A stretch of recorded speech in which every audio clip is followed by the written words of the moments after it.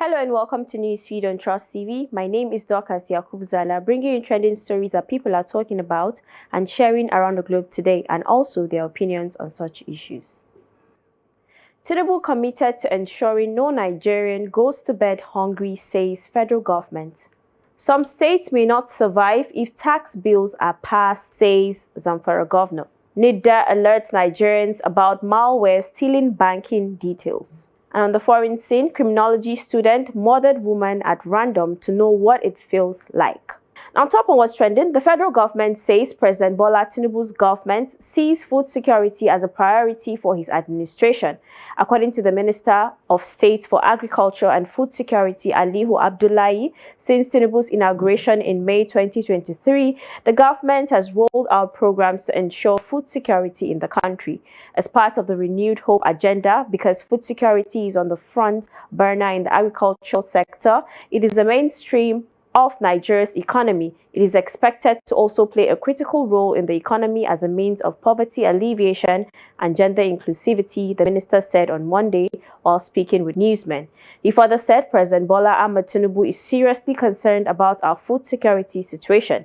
Let me add that many times he would say to us his vision is for us to take Nigeria to a position where no man goes to bed hungry. We have realized that and are working very hard to make sure we achieve that. Food prices have gone over the roof in recent years in Nigeria, pushing them beyond the limits of millions. The federal government and subnationals have, in the wake of the development, introduced a raft of measures, including the distribution of palliative to millions of Nigerians. Last year, just months after he assumed office, President Tinubu declared an emergency on food security. Tinubu noted that the Central Bank of Nigeria will continue to play a role in funding the agricultural value chain.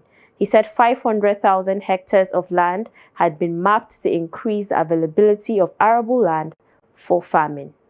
Now to the reactions. The first one is from one Wilson Ike, and it says, "You are doing well. Keep gaslighting the people and using reverse psychology on them."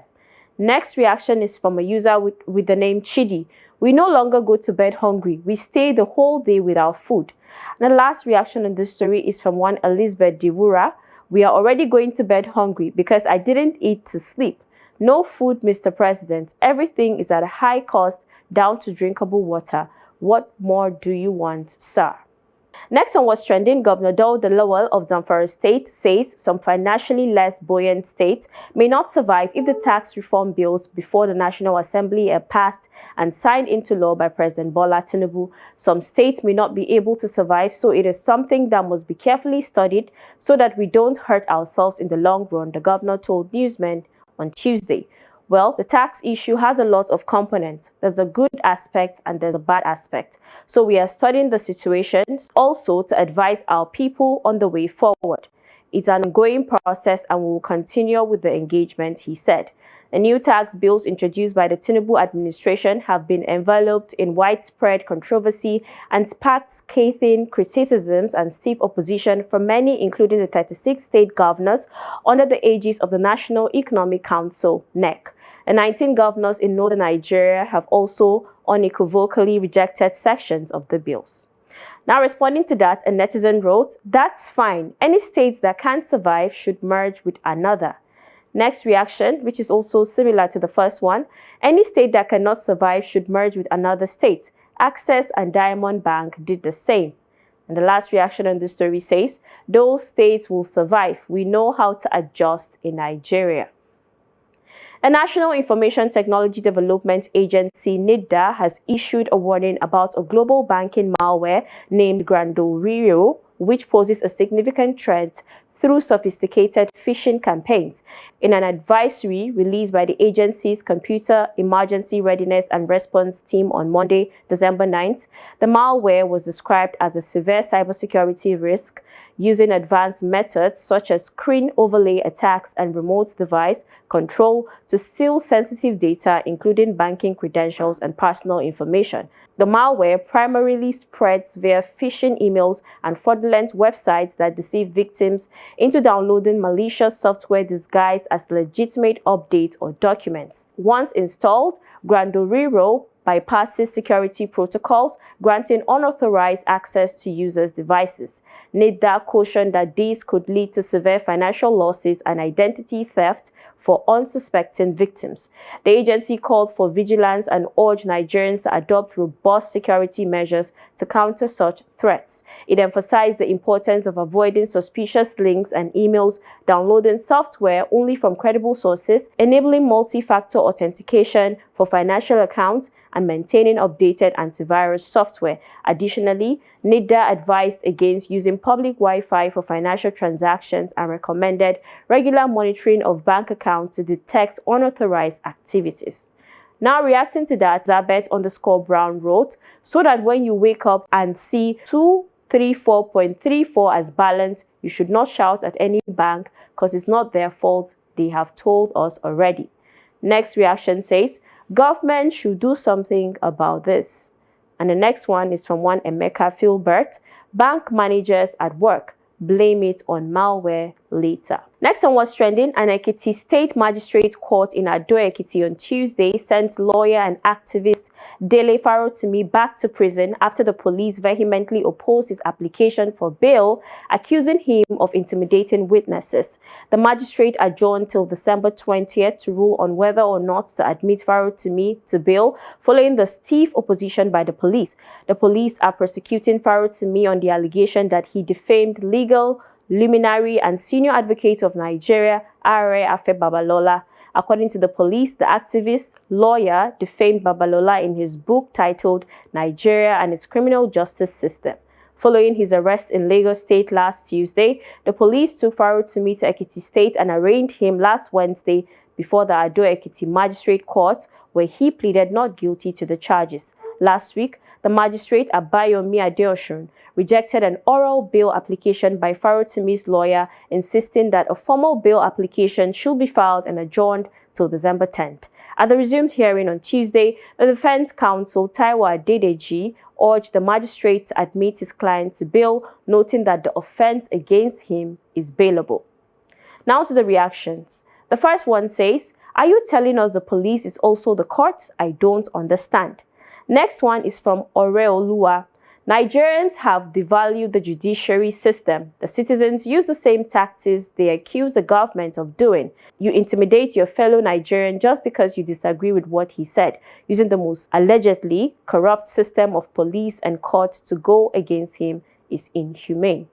And the last reaction on this story says, "This is not a serious matter to deny him bail. This case falls under civil matters, not criminal. So I see no reason why Afe would use the police to carry out this unlawful exercise, knowing fully well that defamation is civil in nature."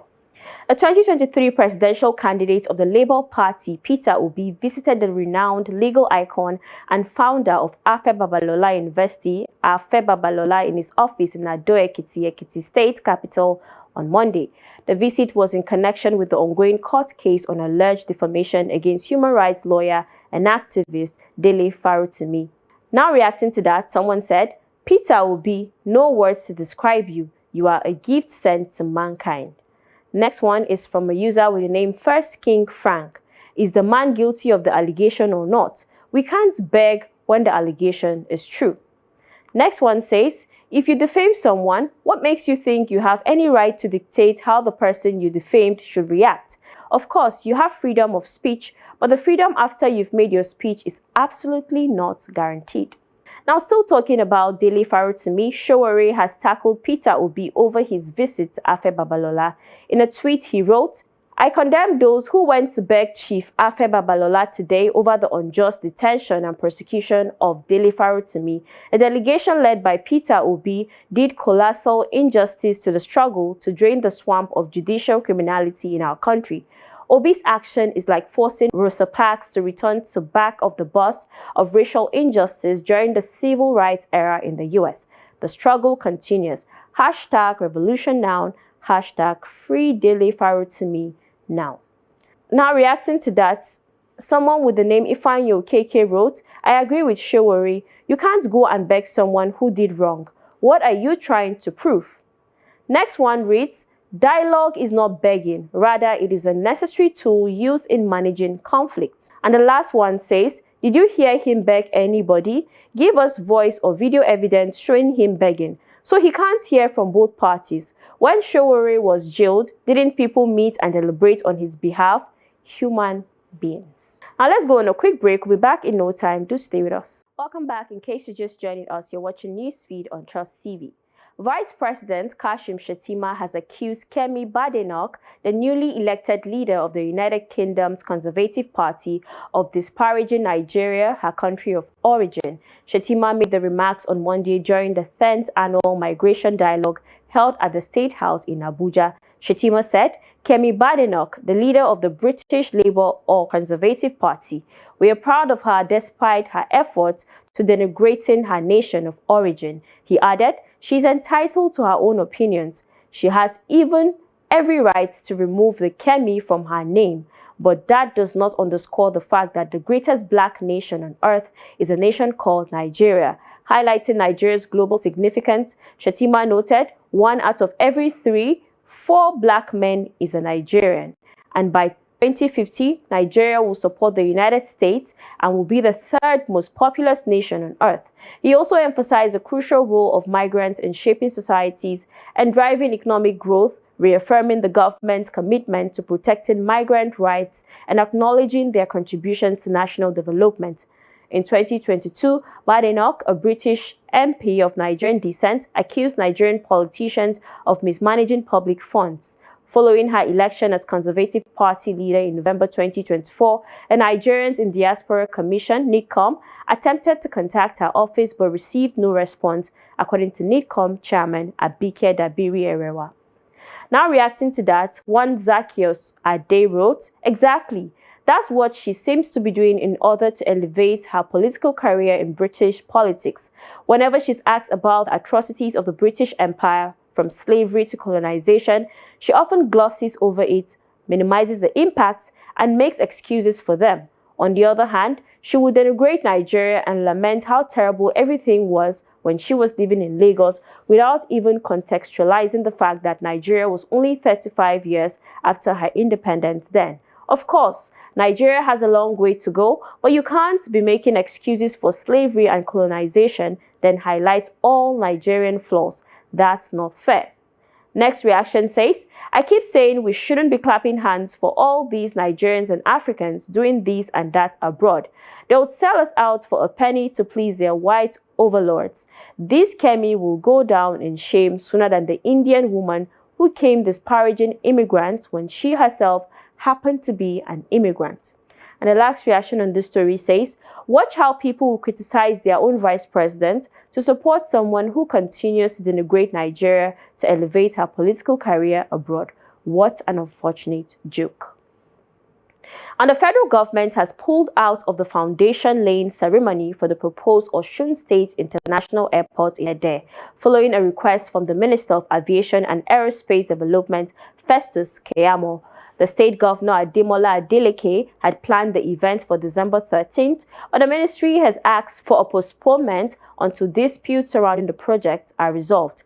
The planned relocation of the airport from Ido-Osun to Ede, Adeleke's hometown, has stirred controversy and tension. A state government committee reported that the original site in Ido-Osun did not meet basic aviation requirements, prompting the move. Now reacting, Wisdom King wrote, what exactly is wrong with the current location of the airport? Next reaction is from one Arthur, God bless. Governors are doing development in places they come from now like 5 and 6. But isn't the airport supposed to be in the state capital? The next one is from one Antonia. Osun State doesn't need an airport. Osun has a lot more challenging issues and a need for the airport. Human capital development, road network and infrastructure, beautification of the state, marketing the resources and tourism, not an airport. And now on the foreign scene, criminology students spent a month planning a random murder so he could know what it would be like to take life, a court has heard. Nasen Sadi has been accused of killing Amy Gray, 34, and injuring 38-year-old Lynn Miles on Durley Chine Beach, Bournemouth on May 24, 2024.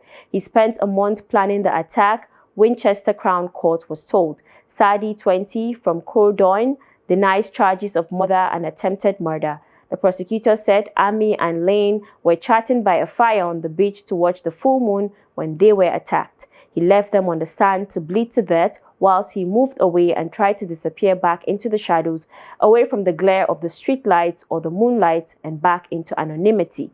He got rid of his weapon, he changed his clothes and shoes and got rid of them.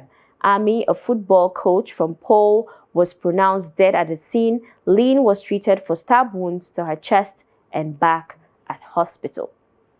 Now to the reactions. The first one says, movies like How to Get Away with Murder have been an influence on this. Next one is from one Tochi_lifestyle. May our loved ones not be victims of these circumstances. And the last reaction we're taking on the program today says, man had to have a physical practice to know firsthand what he's been studying. Next class will be an actual prosecution. And that's a wrap on the program today. Do also follow us across all our social media platforms for more programs, news and documentaries. Until next time, goodbye.